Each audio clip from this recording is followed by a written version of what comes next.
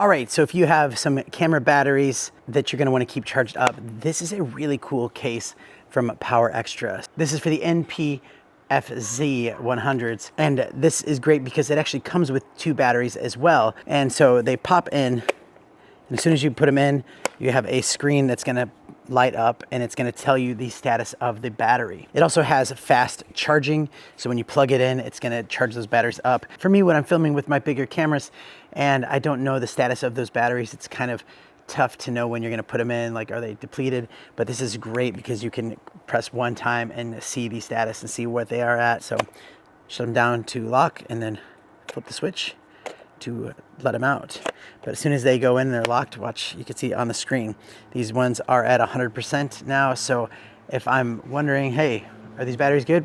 Just check them like that and good to go. Just makes it a lot better to keep this in your bag, in your photography bag with your cameras. These are great. It's also just a great quality build.